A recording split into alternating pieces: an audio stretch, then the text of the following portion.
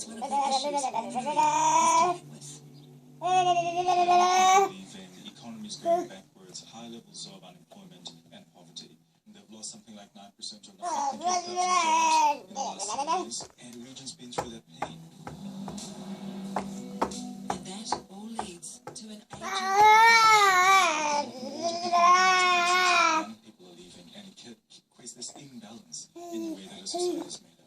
And if you don't have that variety of people, both in terms of workers, entrepreneurs, people who are having fun, it can be really difficult to get that variety. What if no one does anything?